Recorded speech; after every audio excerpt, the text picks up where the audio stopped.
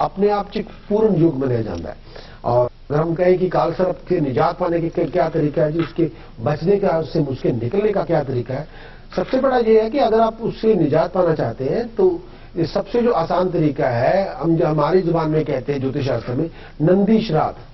नंदी श्राद्ध ऐसा है कि अगर आप किसी भी धर्म को मानते हैं, कोई पूजा वगैरह करते हैं, कोई यज्ञ वगैरह करते हैं, वो गुरुद्वारे में अखंड पाठ करते हैं, तो धर्म स्थान पे लोगों को खाना खिलाया जाए। नंदी श्राद्ध उसको माना, खास तौर पे जब श्राद्धों के टाइम हो, श्राद्ध चल रहे हो, या अमावस्या वाले दिन, अमावस्या वाले दिन या श्राद्ध चल रहे हो, तब गुरुद्वारा साहब में लंगर करवाया जाए और पूरी उससे जी जान से दान किया जाए। तो ये है नंदी श्राद्ध। दूसरा ये उसका इफेक्ट है कि कोई भी अगर आप हाँ जी, चलते हैं जी कॉलेज की तरफ ज्योतिष चर्चा में हम ये कहेंगे कि काल सर्प से निजात पाने के या तो आप गुरुद्वारा साहब या मंदिर में, मैंने कहा था कि नंदी श्राद्धों के दौरान कोई लंगर वगैरह लगाएं, और दूसरा बात यह है कि आप किसी भी सिमरन करें, बहुत जाप करें। अगर आप मंदिर जाते हैं तो शिव उपासना बहुत ज्यादा जरूरी है, शिव का कोई भी मंत्र उठा लीजिए। और अगर आप गुरुद्वारे जाते हैं तो मेरा जो बहुत किसी की कुंडली से ज्यादा पता चलता है कि किस तरह का जाप करना चाहिए, लेकिन एक खास हम बहुत रिकमेंड करते हैं, आप जपजी साहब, सुखमनी साहब और फिर जपजी साहब, इस तरह से जाप कीजिए। पहले जपजी साहब, सुखमनी साहब, फिर जपजी साहब, यानी जपजी साहब पहले करें, फिर सुखमनी साहब करें, फिर जपजी साहब करें। लेकिन कई बार हम कुंडली देख के बता देते हैं इस तरह कि या जपजी साहब अकाल स्तुति फिर जपजी साहब, ये आप बहुत जरूरी है। जपजी साहब अकाल स्तुति जो दशमेश पिता की लिखी हुई है, और बाद में फिर जपजी साहब, तो इस तरह से उसको कंबाइन किया जाए तो उससे काल सर्प से सिमरन से बहुत हेल्प हो जाती है। सिमरन करके आप दान करेंगे तो उससे बहुत बड़ी मदद मिल जाती है, बहुत ज्यादा आपकी सर्वाइव कर जाते हैं। अगर सिमरन के बिना दान किया जाए हेल्प तो तब भी हो जाती है, लेकिन सिमर के दान करें ना, तो जप और दान ये दोनों मिलाएं तो ये शक्ति बन जाती है। चलते हैं जी कॉलर की तरफ। बहुत सारे लोग सवाल करते हैं, लेकिन बहुत सारे लोग उपाय भी पूछते हैं या सलाह लेंदे हैं। साड़ी बार तो मेरी ये बेनती है सारे सुनने वाले हैं, व्यूअर्स है, देखने वाले हैं, सुनने वाले हैं, उन्हें सब कि कोई 2 उपाय एक दिन च ना करो, कोई भी 2 उपाय एक दिन दे विच ना करो, और कोई उपाय रात को ना करने पर बैठ जाओ जब तक ना जावे, और कोई उपाय उस वक्त बिल्कुल ना करो जो थानू असीं ये कहिए कि नक बनाओ, नक दे विच तुसीं कहिए जी वाइट मेटल का स्टड पाओ, जो चांदी की तार पाओ, ऐसा का कुछ किया जाए, उस दौरान उपाय ना करो। जो तुसीं एक दिन तुसीं मेरे को 2-4 उपाय सुन ले इकट्ठे एक दिन च करते, वो निष्फल हो जाएंगे, कोई एडा लंबा चौड़ा फल मिलेगा नहीं। एक उपाय एक दिन च करना है, कुदरत का विधान है, नेचर का नियम है, एक उपाय एक दिन च करो तो इफेक्ट ज्यादा होएगा। और उपाय कोशिश की जाए डे टाइम मॉर्निंग च करने दी, तुसीं उपाय सुबह 7 बजे तो बाद करो, ज्यादा असर होएगा उसका। सुबह 7 लैके सवेरे 11:30 तक करो तो बहुत इफेक्टिव होएंगे। और कोई उपाय मतलब बहुत सूर्य अस्त तो बाद, दिन ढलण तो बाद ना करो, ਉਹਦਾ फिर ना असर कई बार नहीं होंदा, ज्यादा कोई असर होंदा ही नहीं है, या बहुत थोड़ा असर होंदा है। तो एक साडा विधान है साडी ज्योतिष शास्त्र का, थोड़ा इस मान के थोड़ा चलना पैंदा है। और 2-4 उपाय इकट्ठे एक दिन च ना करो, नक बनाए के दौरान कोई उपाय ना करो। हाँ जी, चलिए जी वापस आप, और अगर हमारे कॉलर थोड़ा डिले है जरा, हाँ जी, बहुत ज्यादा हम ज्योतिष में बहुत से ऐसे टॉपिक हैं जो बड़ा उसमें माना जाता है कि इसमें कोई दम है, या कोई बहुत बड़े टॉपिक हैं जो हमारी जिंदगी से बहुत ताल्लुकात रखते हैं। लेकिन कई बार जो आज बात कर रहे थे काल सर्प मतलब अगर मैंने अपनी जिंदगी में 20-25 हजार कुंडलियां देखी होंगी या उससे ज्यादा देखी होंगी, काल सर्प मतलब 1 in 10 होता है, या 1 in 50 हो जाता है, या 1 in 100 हो जाता है। तो आजकल काल सर्प बहुत आ रहे हैं क्योंकि वक्त इस तरह का चल रहा है, ये कल युग है। तो 1 in 10 में एक किसी के काल सर्प हो जाता है, या ग्रहण लगा, किसी बिरले के ग्रहण लगा होता है, तो ऐसे हालात हो जाते हैं। काल सर्प से निजात पाने का ये है कि जप कीजिए, जो मैंने बात बताया। अगर आप मंदिर जाते हैं तो शिव उपासना कीजिए, अगर आप सिख धर्म को मानने वाले हैं तो जपजी साहब, सुखमनी साहब, फिर जपजी साहब, ऐसे जपजी साहब अकाल स्तुति फिर जपजी साहब। अगर आप मस्जिद जाते हैं, नमाज पढ़ते हैं, तो उनका को वजीफा लेके, जैसे बिस्मिल्लाह रहमान रहीम, इस तरह का कोई बहुत अच्छा वजीफा लेके कुरान पढ़िए, उससे बहुत कुछ हासिल हो सकता है। सिमरन कीजिए, और इसी चर्चा का जो आज का हमारा टॉपिक है कालसर्प योग।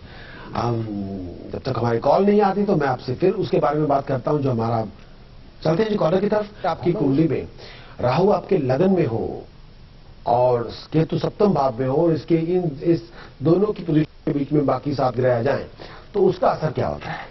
और इस अगर राहु आपके लगन में हो, केतु सप्तम भाव में हो, बाकी 7 ग्रह उसकी उन दोनों के बीच में आ जाएं, फंस जाएं, तो अगर ऐसा कालसर्प किसी कुंडली में बना हो, पहली बात तो है कि पीस ऑफ माइंड नहीं होती और हमेशा रेस्टलेसनेस होती है, बेचैनी बहुत ज्यादा होती है, लॉस्ट होते हैं ऐसे लोग, परेशान हो, जैसे जिंदगी में गुम हो गए हो, अपने आप में जैसे किसी चाबी की ताला लगा के उसे छोड़ दिया जाए।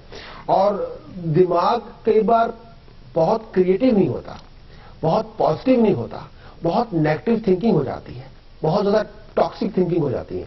ऐसे लोग किसी न किसी प्रॉब्लम में फंसे रहते हैं और कोई ना कोई प्रॉब्लम उनकी लॉन्ग टर्म चलती रहती है और कोई ना कोई कोर्ट केस या लीगल बैटल चलती रहती है और अगर कोई ना कोई लीगल कॉन्फ्लिक्ट चल जाता है, कई बार बार काम शुरुआत करते हैं, बार बार उसमें घाटे होते रहते हैं, कभी ये कर लिया कभी वो कर लिया, बिजनेस स्टार्ट करते हैं उसमें लॉस हो गया, फिर स्टार्ट कर लिया फिर लॉस हो गया, ऐसे बहुत ज्यादा स्ट्रगल बना रहता है। और कई बार अपनी प्रेस्टीज को मेंटेन करने के लिए बहुत ज्यादा स्ट्रगल करना पड़ता है सर्वाइव होने के लिए। और मैरिज हैप्पीनेस नहीं होती, रिलेशनशिप में फ्लक्चुएशन हो जाती है, और हस्बैंड वाइफ में फेथ और ट्रस्ट नहीं होता, एक दूसरे पे विश्वास नहीं करते और ऐसे लोगों का गुस्सा नाक पे होता है। कई बार अपनी जिद के कारण, अपनी ईगो के कारण और अपनी जिंदगी में ऐसे डिसीजन बना लेते हैं जो उनके फायदे में नहीं होते, बहुत नुकसान में हो जाते हैं। केवल लोग उनको सिनिकल या सन की या थोड़ा पागल समझते हैं कि इसने तो बात नहीं मानी, इससे बात करने का कोई फायदा नहीं है। ऐसे लोग ज्यादा डिप्लोमेटिक नहीं होते, वो समय की नजाकत को नहीं समझते, समय के मुताबिक समय के लचीलेपन को समझते और कई बार अपॉर्चुनिटी उनके अहंकार की वजह से हाथों से निकल जाती है। यानी वक्त के साथ इंसान को कालसर्प में ये होता है कि ये आपको, काल का मतलब है समय, अगर किसी का कालसर्प हो, कालसर्प योग बना हो तो समय उसका लॉक हो गया। मान लीजिए कोई मुझे स्टूडियो में बंद करके चला जाए तो उसमें ये होगा कि मैं एज ए प्रिजनर बन जाऊंगा। जो लोग प्रिजन में होते हैं उनकी प्रॉब्लम क्या होती है, उनकी फ्रीडम नहीं होती, उनकी एक्टिविटी को एक छोटी जगह पे बस कैद कर दिया जाता है, कोई इंटरेक्शन नहीं होती, पूरी दुनिया से उनका कोई ताल्लुकात नहीं होता। वो जो किसी अगर आपकी कोई एक्टिविटी को बंद कर दे तो ये एक सजा होगी ना इस तरह की। कुंडली में अगर कालसर्प योग हो तो आपकी जो 7 ग्रह हैं जो बहुत ही एक्टिव है, यानी बहुत उनका बहुत बेनिफिट है, यानी सूर्य है, ये अकल के देवता है, ये बहुत नेम ऑफ फेम के देवता भी है, और जो चंद्रमा है ये बहुत ही पीस और हार्मनी के प्लैनेट को रिप्रेजेंट करते हैं। मंगल वॉरियर है, बहुत क्रिएटिव है, as a commander in chief है। बुध जो है वो थॉटफुल बहुत ज्यादा है। बृहस्पति जो है वो बहुत क्रिएटिव और थॉटफुल है, बहुत रिलीजियस है। वीनस जो है वो लग्जरी और लाइफस्टाइल के हैं। सैटर्न को है वो जमीन जायदाद के हैं। कहते हैं राय कॉर्नर की तरफ के बारे में कालसर्प योग के, जैसे मैंने बात की थी, राहु अगर राहु आपके लगन में हो, केतु सप्तम भाव में हो तो ये अलामतें उसकी होती हैं और स्ट्रगल बहुत हो जाता है, टेंशन बहुत हो जाती है, अनसिक्योरिटी हो जाती है, पॉजिटिव थॉटफुलनेस नहीं रहती, आदमी बहुत क्रिएटिव नहीं रहता।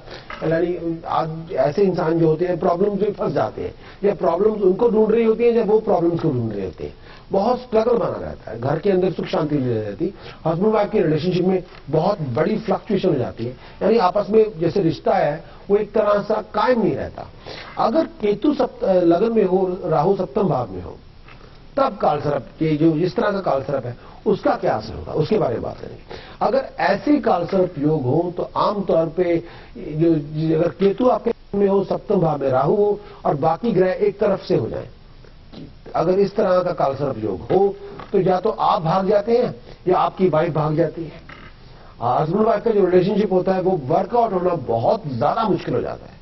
हस्बैंड वाइफ के बीच में ऐसी मिसअंडरस्टैंडिंग हो जाती है, वो जिंदगी भर वो खुलने को नहीं आती, उसका कोई नितारा होता नहीं है, बहुत डेवलप मिसअंडरस्टैंडिंग होती है और एक तरह से लव कम होता है, हेट बहुत ज्यादा हो जाती है। आमतौर पे ऐसे लोगों की जो मैरिजेस होती हैं वर्कआउट होनी बहुत ज्यादा मुश्किल हो जाती है और औरत का सुख नहीं होता, पति का सुख नहीं होता, ना के बराबर होता है। जिंदगी में उथल पुथल बहुत ज्यादा हो जाती है। अगर औलाद भी हो जाए, औलाद से बनती नहीं है, बच्चों से बनती नहीं है। बच्चों से एक तरह सा जो मानसिकता है, दिमाग, जो कम्युनिकेशन, जो मेंटल कम्युनिकेशन बच्चों के साथ नहीं होती। ऐसे लोग घर में रह के भी सबसे अकेले होते हैं। वाइफ और बच्चे एक तरफ हो जाएंगे, आप अकेले हो जाएंगे। मतलब उनका साथ कोई रास्ता कायम नहीं होता, उनके साथ कोई कम्युनिकेशन नहीं। आप घर के अंदर ही अकेले हैं, यानी पूरी क्राउड तो होगी, आपकी परिवार तो होगा, लेकिन उसमें कोई समझने वाला आपको नहीं होगा, कोई आपकी केयर करने वाला नहीं होगा। और एक तरह होता है कि ऐसे लोगों का अगर कालसर्प जैसे केतु लगन में हो, सप्तम भाव में राहु हो, उनकी जो जमीन जायदाद होती है वो ऐसे ही हाथों से चली जाती है। लोग उसका फायदा उठा लेते हैं, उनको यूज कर लेते हैं, और कई बार लीगल प्रॉब्लम हो जाती है, जो डिवीजन ऑफ वेल्थ को हो सकती है, या टैक्स को वीएटी की हो सकती है। ह्यूज फाइनेंशियल लॉस हो जाते हैं, लोग पैसे मार के बैठ जाते हैं, लोग पैसा खा जाते हैं, लोग जो पैसा लेते हैं वो वापस नहीं करते। और एक उनको अगर ऐसे राहु सप्तम भाव में हो और लगन में केतु हो, बाकी ग्रह एक तरफ हो जाए, ऐसे कालसर्प जिनका योग हो, उनको गुप्त अंगों की प्रॉब्लम होती है। उनको below the button of belly, जो शरीर के, जो हमारे शरीर के अंग हैं, उनमें प्रॉब्लम होती है, उनमें शार्प पेन हो जाती है। बॉडी में, पेट का ऑपरेशन हो जाता है, या लोअर एब्डोमेन का ऑपरेशन हो जाता है। चलते हैं कॉलों की तरफ और हमारी ज्योतिष चर्चा की तरफ। ज्योतिष चर्चा में जो बात कर रहा था कि अगर आपकी कुंडली में लगन केतु में हो और सप्तम भाव में राहु हो, तो आपकी मैरिज की प्रॉब्लम बहुत बड़ी हो जाती है, फैमिली के साथ अंडरस्टैंडिंग नहीं होती, बच्चों के साथ बनती नहीं है, फाइनेंशियल लॉस हो जाते हैं, लोग पैसे मार के बैठ जाते हैं, और दुश्मन लोग बहुत हो जाते हैं, गुप्त सीक्रेट एनिमीज बहुत हो जाते हैं, पेट का ऑपरेशन हो जाता है, लोअर एब्डोमेन की प्रॉब्लम होती है। और ये कई बार जैसे बहुत बड़ा ऑपरेशन होता है, और कई बार जो जमीन जायदाद है वो हाथ से निकल जाती है। तो कालसर्प अपनी जगह है, लेकिन उसका बार बार मैं कह रहा हूं, तो उसके दो ही हैं, दान और जप। जप कीजिए, ईश्वर का नाम लीजिए, भी धर्म का मानने वाले हो उसमें कोई फर्क नहीं पड़ता। यानी लंदन आने को 50 रास्ते हैं, आप जहां से भी आएंगे वहां पहुंच ही जाएंगे। यानी लंदन आने को बाई एयर आप किसी भी कंट्री से आए तो लंदन तो पहुंच ही जाएंगे ना। तो इस तरह ईश्वर को मानने के हजारों तरीके हो सकते हैं, कोई एक खास तरीका नहीं है, कि वो तो सुल्तानों का सुल्तान है। तो कोई भी आप मानने वाले हैं, किसी भी चीज को मानने वाले हैं, किसी भी गुरु को मानने वाले हैं, किसी भी पीर पैगंबर को मानने वाले हैं, रास्ता हजारों हो सकते हैं, लेकिन मिलना आपने एक ही को है, वो इज द ओनली वन। उनका कोई कलर नहीं है, कोई नाम नहीं है, इज ऑलमाइटी, वो ऊपर वाला है, जब मालिक है, कोई कहता है, कोई करीम कहता है, कोई रहीम कहता है, कोई राम कहता है, कोई जीसस कहता है, उसके हजारों नाम है। एक आम जैसे अदना से इंसान के आप घर के 4-5 नाम होते हैं, घर वाले किसी नाम से पुकारते हैं, बच्चे किसी और नाम से, भाई बहन किसी और नाम से, काम वाले किसी और नाम से। तो एक जो सुल्तानों का सुल्तान है, उसका तो नाम इतना बड़ा है, वो पूरी कायनात बनाई हुई है, इतना बड़ा ब्रह्मांड पैदा किया, इतने ग्रह नक्षत्र तारे पैदा हुए हैं, उसके नाम तो हजारों लाखों हो सकते हैं। तो आप किसी नाम से भी उसे पुकारिए, एक प्रॉपर इस मैथोडोलॉजी को अडॉप्ट कर लीजिए, सिमरन कीजिए, साथ में दान कीजिए, तो और दान दोनों को मिलाइए, फिर शक्ति पैदा हो जाती है। यानी जब करके दान करेंगे वो शक्ति पैदा कर देता है, वो दान फलित हो जाता है, वो दान जाया नहीं जाता, वो ज़कात दाया नहीं जाती। अगर आप जप के बिना दान करते हैं उसका फायदा तो होता है, लेकिन अगर जप और दान इकट्ठे कर लीजिए, जैसे कहते हैं शक्ति और भक्ति दोनों को मिला दीजिए, तो अपने आप में एक मिरेकल हो जाता है। आप शक्ति जो है दान से और ताकत, जैसे दान ज़कात कहते हैं, दान करते हैं, उससे कहता है कि हम ऊपर वाले की कॉपी करते हैं, वो उसको भी नहीं होता। आप वो दान दे रहा है, वो हमें ऑक्सीजन दान में दे रहा है, ये बॉडी दान में दी हुई है, माँ बाप दान में दिए हुए हैं, भाई बहन दान दिए हुए हैं, औलाद दान में दी हुई है, सभी कुछ दान में दिया, उसी ने सब कुछ दिया हुआ है। अगर हम थोड़ा बहुत उसके नाम पे लेके कहीं जगह दे दें या दान कर दें या लंगर में दे दें, तो वो सोचने लग जाता है भाई ये मेरी कॉपी कर रहा है, तो उसको बंद करवाने के लिए वो हमें वापस कुछ दे देता है। तो उसका वापस होना, जितना हम दे रहे हैं उतना भी हो सकता है, जितना हम दे रहे हैं उससे 100 गुना 1000 गुना भी हो सकता है। तो कई बार इंसान जो वापस से बहुत बड़ा रिवार्ड मिल जाता है, तो फिर वो दान करना भूल जाता है, वो क्योंकि वो फंस जाता है उसी बात। तो इस तरह से है कि जप और दान, कालसर्प में शिव उपासना को बहुत बड़ा माना जाता है, जैसे महामृत्युंजय मंत्र को बहुत बड़ा माना जाता है। शिव उपासना, शिव के कई मंत्र हैं, शिव उपासना बहुत अपने अपने संपूर्ण मानी जाती है। हम उसे परम पुरुष परमात्मा मानते हैं, उसे अकाल पुरुष का नाम देते हैं, क्योंकि उसमें शक्ति भी है, भक्ति भी है, वो वैराग भी है, सब कुछ है उनके अंदर। इसे अल्टीमेटली उनमें हम बहुत बिलीव करते हैं, तो वो है। लेकिन शिव उपासना के बाद अगर आप किसी भी धर्म को मानते हैं